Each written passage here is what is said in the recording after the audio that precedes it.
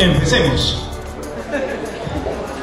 El segundo gobierno de García Pérez comenzó con una serie de escándalos de corrupción que fueron bastante sonados en los medios de comunicación. El primero de ellos, el del shock de inversiones. Ustedes recordarán que hubo una serie de denuncias en distintos sectores, en especial en el sector educación, porque aparentemente con este discurso de que había que tener un shock de inversiones, una inyección de recursos para hacer obras, se redujeron los controles y se produjo presuntos actos de corrupción. Inclusive un jefe de la Oficina de Infraestructura Educativa fue retirado y el exministro José Antonio Chang declaró que iba a tomar las medidas correspondientes. La primera medida que tomaron fue recolocarlo en el CEPLAN como director y no hubo ningún tipo de proceso. El segundo gran escándalo fue el del terremoto del Sismo del Sur. Recordarán, el 15 de agosto de 2007, donde se empezaron a denunciar una serie de actos de corrupción en las municipalidades. Hubo una serie de denuncias también por los bonos, el bono 6.000, entre otras cosas, y hubo una denuncia muy sonada al ex jefe del Seguro Integral de Salud, señor Espinosa, porque se habrían sobrevalorado una serie de compras que además no tenían nada que ver con el Seguro Integral de Salud y que se habían realizado casi todas a una misma empresa, aprovechando esta situación de excepción. Y el tercer escándalo, que fue el mayor y el más grave, es el de los petroaudios. Era finales del 2008, si no me equivoco, octubre, y aparecieron estos audios donde quedaron una serie de frases inmortalizadas. Hemos hecho un faenón, ¿no? Nos vamos 50-50, el bono de éxito y todas esas cosas.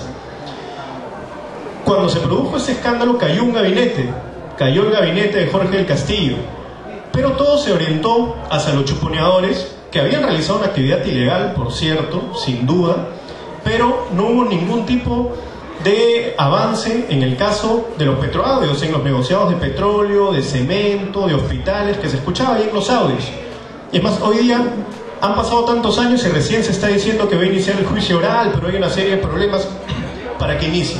Entonces todos estos elementos generaron la sensación en la opinión pública de que había impunidad, de que habían habido altos grados de corrupción y que por distintas situaciones ni la Contraloría ni el Poder Judicial tenían la capacidad de enfrentarlos y era necesario que se constituya una comisión investigadora. Es así que cuando hay el cambio de gobierno, ingresa un nuevo parlamento, se presentan dos mociones, la moción 72 y la moción 239, para conformar una comisión investigadora multipartidaria, encargada de investigar toda la gestión de gobierno. Y esto se aprueba el 14 de septiembre de 2011. Inicialmente, esta comisión iba a tener otra composición. Estaba el congresista Javier Descanseco, el congresista Heriberto Benítez, estaba el congresista Omar Chejade, y por una serie de circunstancias fue cambiando la composición. El fujimorismo, sobre todo, hizo un ataque muy fuerte a Javier Descanseco, un ataque frontal. Amenazaron con retirarse de la comisión y dejarla sin quórum si él asumía la presidencia, y él decidió finalmente dar un paso al costado, y conversando con él me dio la confianza, el apoyo para que plantee asumir la presidencia, y de esta manera fue que se me entregó la presidencia.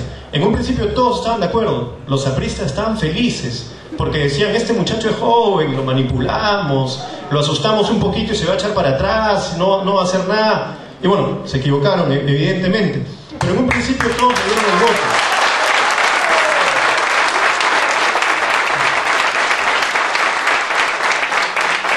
Y arrancó así la comisión investigadora, basándose básicamente en las mociones que dieron origen, que fueron presentadas ante el Pleno, y se le planteó como atribuciones identificar y comprobar posibles ilícitos generados a partir de la dación de decretos de urgencia y decretos legislativos que habrían permitido presuntas irregularidades en concesiones de recursos del Estado, asociaciones público-privadas, implementación de proyectos de inversión y ejecución de infraestructura pública, También investigar el manejo arbitrario e ilegal de instituciones públicas como CEDAPAL, Agua para Todos, OCE, entre otras.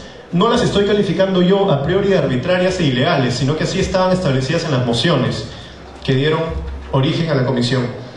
Analizar las presuntas irregularidades en el otorgamiento de las conmutaciones de penas e indultos. Evaluar la posible existencia de una red ilícita para delinquir en que los procesos judiciales sobre BTR comienzan a señalar. Y formular recomendaciones para que estos hechos no se vuelvan a repetir. Entonces nos planteamos una serie de objetivos en base a estas atribuciones y en base a las hipótesis que nos planteamos. Quiero primero ser bastante informativo. Quiero informar a la ciudadanía sobre el trabajo que hemos realizado y después podemos entrar con un poco más de detalle en los casos. Pasamos a la siguiente, por favor. A la siguiente. Ahí nos quedamos. Hemos estado 25 meses trabajando en la comisión. Ha sido un equipo multipartidario integrado por 4 partidos políticos. Nadie tuvo la mayoría absoluta. La primera mayoría relativa la tuvo Gana Perú, porque así era la composición del Congreso. Y realizamos 43 sesiones ordinarias, 4 sesiones extraordinarias y 38 sesiones de interrogatorio. En total interrogamos a 95 personas. Hemos tenido un total de 85 sesiones, que ha sido un trabajo bastante intenso. Luego realizamos una serie de visitas e inspecciones, en particular a colegios, algunas de ellas en el interior del país. Hemos enviado una serie de documentos. Ahí están los números: 916 oficios recibidos, 146 citaciones enviadas, 30 cartas enviadas, 390 memorándums y un número bastante mayor de documentos recibidos. 4 enviados por la Procuraduría, 261 por los bancos y 748 de otros. Toda esta información fue procesada por la comisión y en base a eso planteamos las siguientes hipótesis. Primero, que en el periodo 2006-2011 se habrían expedido una serie de normas, decretos legislativos y decretos de urgencia que buscaban petardear el sistema de control del gasto del presupuesto público con el fin de beneficiar a determinadas personas naturales y jurídicas. Es decir, se creó una suerte de estado de excepción permanente. Primero por el shock de inversiones, después por el sismo del sur, después por diferentes medidas y decretos de urgencia, como en el caso de Agua para Todos, en el caso de los colegios emblemáticos, donde lo que te decían es urgente invertir y necesitamos tener menos controles. En fin, es cierto que es necesario invertir, pero lo peligroso es cuando tienes menos controles y no hay nadie que pueda supervisar objetivamente cualquier posible irregularidad. Planteamos también como hipótesis que en los procesos de adquisiciones y contrataciones públicas, altos funcionarios del Estado se habrían coludido con funcionarios de menor rango y con personas jurídicas proveedoras de bienes y o servicios para dirigir los procesos de selección en favor de una o más empresas. Planteamos hipótesis también con respecto ya a temas más específicos, con respecto, por ejemplo, al presunto enriquecimiento ilícito de funcionarios, con respecto a los indultos y las conmutaciones, y los casos que investigamos finalmente fueron los que están en pantalla a continuación. Fueron en total 9 informes que ha emitido la comisión en estos 25 meses. El informe de los colegios emblemáticos. Voy a ser bastante breve en cada caso. Aquí lo que encontramos es que se había emitido un decreto, el 004-2009, amparado en la crisis internacional del año 2009. Como ustedes saben, crecimos alrededor de 0%. Entonces se dijo, es necesario hacer una inyección de dinero en la economía y generar obras para remontar en una especie de política keynesiana la crisis. Sin embargo, en el plan anticrisis no aparecía el sector educación, porque no se consideraba un sector en donde rápidamente podías tener retornos de las inversiones. Los colegios demoraban, han estado varios listos incluso ya en este gobierno, 2012, 2013, entonces no era técnicamente una medida que ayudaba a salir de la crisis en el año 2009. Pero lo que vimos es que a partir de este decreto se empieza a seleccionar a dedo a una serie de empresas. ¿Por qué? porque simplemente el decreto exoneraba el proceso de selección y abría la figura de la invitación. Entonces encontramos que de 15 colegios en Lima, 10 habían sido construidos por una sola empresa. Y de manera similar, eran pocas las supervisoras que contrataban, ¿no? Eran nombres que se repetían. Y nos animamos a hacer un peritaje de un colegio. Obviamente no teníamos muchos recursos, y ese peritaje determinó que efectivamente había una diferencia entre el costo que se había entregado, los recursos que se habían entregado a la empresa, con lo que realmente costaban los materiales. Esto aproximadamente en un 7%. Entonces eso nos daba una idea, un indicio de que efectivamente había habido sobrevaloración. Este es un colegio, pero al final se construyeron 52 colegios, 17 de ellos terminados y los demás estaban a medio construir. Se identificó además que muchos funcionarios que tenían bajo su cargo, bajo su mando, aprobar las licitaciones, habían recibido depósitos, habían recibido pagos de empresas proveedoras, con diferentes modalidades. Alguno de ellos que aprobó la licitación a una empresa, la empresa le paga un año después. Ahora, no sabemos si le paga en ese momento y factura un año después, para no contravenir la ley. También hemos encontrado pagos muy curiosos, cerca de 70 pagos de 800 soles a otro jefe de infraestructura educativa, que en un solo día hay como 17 pagos de 800 soles en agencias. Entonces no hay ningún tipo de registro y evidentemente no genera sospechas en la unidad de inteligencia financiera. Y de estas cosas hemos encontrado varias, es decir, hay suficientes indicios de que algunas empresas se coludieron con funcionarios para aprovecharse del régimen de excepción, de esta lógica de invitar a dedo a determinadas empresas con las cuales se podía llegar a arreglos. En el caso de Sedapal, lo que investigamos fue básicamente los medidores. Como ustedes saben, desde hace muchos años se hablaba de que había una necesidad de generar nuevos medidores, modernizarlos, etc. Y hubo una serie de problemas en las licitaciones y encontramos nosotros indicios de que las 3 empresas que se habían presentado para 3 procesos distintos tenían costos muy similares, tenían una estructura sumamente parecida, en donde, por ejemplo, todos quitaban el llamado bono de éxito, que era cuando incrementaban arriba de un cierto porcentaje la facturación y lo ponían en costos generales, por decir. Cosas muy parecidas que intuían que habían empresas que se habían coludido para poder ganar estas licitaciones y repartirse las tres obras. En este caso encontramos cierta responsabilidad de funcionarios de Sedapal. No llegamos más arriba. A veces se dice que en los 9 informes hemos acusado a García. Aquí no hay ningún ministro acusado, pero sí hemos encontrado indicios de funcionarios de Sedapal.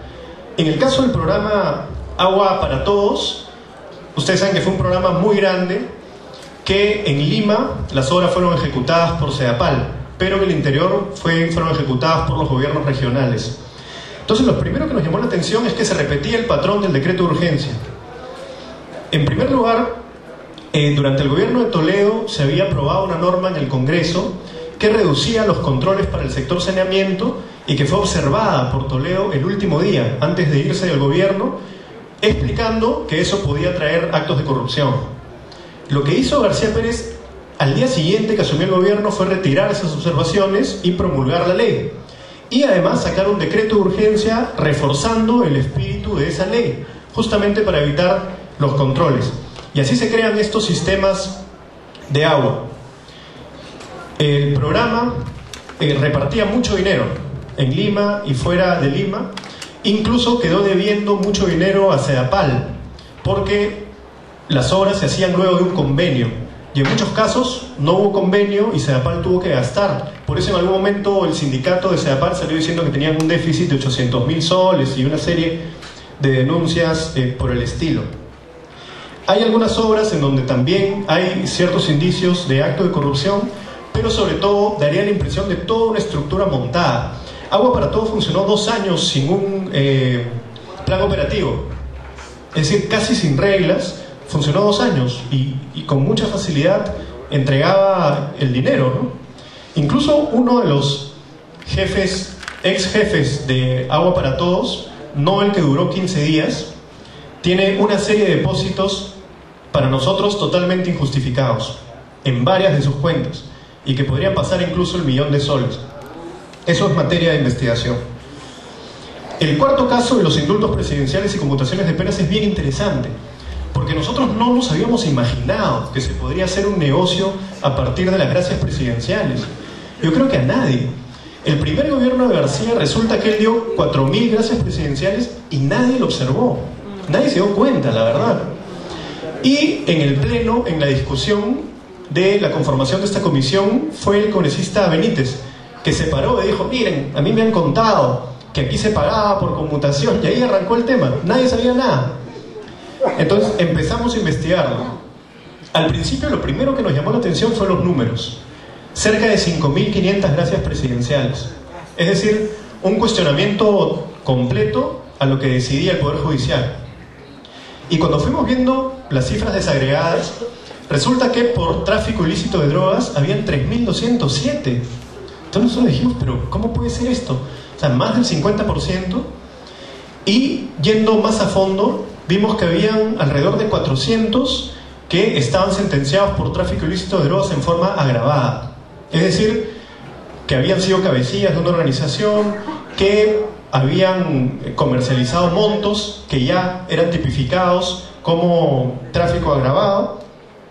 Y eso contrastaba mucho con el discurso del expresidente, de que él conmutó a paqueteros, a madres que no tenían otra posibilidad. Eso no era así. Posiblemente hayan habido, yo no lo niego, y en buena hora que se dé otra oportunidad a la gente, pero habían bastantes cabecillas de bandas de narcotráfico. Y habría que recordar algunos. Este señor Edwin Valenzuela, que un par de años después fue detenido con, ¿cuánto? 3 toneladas. 3 toneladas de cocaína. Ya, si no le llamas paquetero, tenés que llamarlo un tonelero, no sé. Y era una organización internacional donde había argentinos, peruanos, colombianos, una persona de Israel, otra persona de Estados Unidos. Es decir, el tipo había salido de la cárcel con la gracia presidencial para volverse pues un hombre ya de mundo, ¿no? Entre esas situaciones hemos visto varias. Nuestro informe recoge 6 casos graves de organizaciones completas. Hemos visto casos en los que sale primero una persona y después poco a poco van saliendo las otras, hasta que sale toda la organización. Hermanos, por ejemplo, son 3, 4 hermanos y empiezan a salir todos uno por uno. Hay uno que le dan la conmutación 2 veces. Sale una vez, lo que ocurre es que primero te dan la fecha, ¿no? ¿Cuándo vas a salir? Y pasa un tiempo hasta que se cumple esa fecha. Y en ese lapso le vuelven a dar la conmutación. Entonces había un grado tan bajo de registro que podían darle 2 veces la conmutación a la misma persona. Era realmente una feria de conmutaciones. Pero de ahí vino lo más complicado. Empezaron a llegar los testimonios de que habrían habido pagos por las conmutaciones. Entonces ahí dio un nuevo giro a la investigación. Fue el momento en que se nos vencía el plazo y solicitamos una ampliación. Y en esa ampliación nos dedicamos a fondo a investigar estos casos y recibimos varias denuncias, algunas de ellas que mantenemos en calidad de testigos claves por seguridad. Curiosamente, la declaración más sonada es la que nunca se produjo, que es la de este señor alias Brasil. El señor nunca brindó su declaración ante la comisión, pero sí me buscó y se reunió conmigo y me contó una serie de cosas sumamente interesantes que nos ayudaron a tomar nota, y otras que no eran muy creíbles, pero que en fin, siempre pasa así cuando uno recibe los testimonios. Curiosamente, a este señor le hicieron cambiar de opinión y de parecer de la noche a la mañana, pero ya no conmigo conversando abiertamente, sino en la clandestinidad, leyendo un papelito frente a una cámara, no sé si algún periodista. Pero bien curioso, porque le hacen cambiar de parecer al que nunca brindó declaraciones ante mi comisión y que nunca tuvimos su testimonio en nuestros informes. Pero en fin, era parte de una campaña permanente para golpearme, porque se dijo incluso que yo le había pagado para que él hable, una cosa que era absolutamente ridícula. Y se me denunció junto con periodistas. algunos periodistas fueron denunciados, lo que en verdad habla muy mal de la vocación democrática y del respeto a la libertad de expresión, porque tú no puedes amedrentar, perseguir a periodistas por hacer su trabajo de investigación, y eso es lo que hicieron. Hubo un testimonio también clave, muy importante, que determinó un pago específico de un narcotraficante a una cuenta que, siguiendo la secuencia, llegaría hasta un exministro de Estado. Digo que ese es el caso más importante porque tenemos fechas exactas, tenemos cuentas bancarias donde se realizaron los depósitos, tenemos información de transferencias y bueno, esto ya está viéndose en la Fiscalía, que como ustedes saben abrió una investigación por estos casos y hay una persona detenida, al menos de manera preliminar, mientras duran las investigaciones. Luego vimos la venta del terreno, instalaciones de la base aérea Coyique, que no fue un caso fácil porque aparentemente involucraba a cerca de 70 personas. Y esto ya lo estábamos viendo hacia el final del periodo de la comisión y no hubo momento para citar a todas estas personas. Y nosotros no podemos sacar un informe si no hemos recogido el testimonio de los involucrados. Pero sí se encontraron elementos bastante importantes que han sido colocados en esos informes. De igual manera con los decretos de urgencia, que se ha hecho un análisis también profundo, donde hay indicios de inconstitucionalidad de varios de ellos, donde hay indicios de que muchos de ellos posibilitaron actos de corrupción, y también vimos yo le llamo un documento informativo de los llamados casos complementarios, donde investigamos una laptop por niño, la transferencia de terrenos de Linía y Ayacucho, la modernización de la refinería de Talara, donaciones de Odebrecht, en especial el Cristo del Pacífico, la ley de cuotas sobre pesca, el cumplimiento de procedimientos parlamentarios, denuncias periodísticas y denuncias ciudadanas. Es decir, era un informe que recogía una serie de elementos. En estos informes que les he señalado, en estos tres últimos, no establecemos responsabilidades, no recomendamos formular denuncia. Y para nosotros es importante resaltar esto, porque allí donde no hemos podido profundizar y no hemos podido citar a todas las partes, no hemos formulado denuncia o recomendado formular denuncia. Simplemente hemos dejado constancia de todo lo que se ha investigado. Para no extenderme mucho, quisiera contarles un poco los obstáculos judiciales que hemos tenido en este camino. El primero fue el habeas corpus que interpuso Miguel Facundo Chinguel contra mi persona. En este habeas corpus, él decía que yo lo estaba amenazando al citarlo a la comisión, porque en el reglamento de la comisión, el reglamento del Congreso, perdón, dice claramente que si una persona rechaza acudir a una citación, se le puede llevar de grado a fuerza. Entonces, como yo transcribí tal cual esa parte, él dijo que lo estaba amenazando con llevarlo a la fuerza y que peligraba su integridad y por eso presentaba un habeas corpus. Evidentemente el Tribunal Constitucional lo declaró improcedente. Y ya antes la quinta sala especializada en lo penal y el primer juzgado constitucional de Lima lo había declarado improcedente también. Entonces, él tuvo que acudir a la comisión y tuvo que dar su versión sobre los hechos. Luego, el otro gran problema que tuvimos fue la acción de amparo presentada por el ex presidente Alan García Pérez. Él días antes había dicho: yo no me defiendo con amparos ni lloriqueos, y un poquito después me presentó la acción de amparo, pero bueno, está en su derecho. Y él primero solicitó un pronunciamiento ante la Defensoría del Pueblo.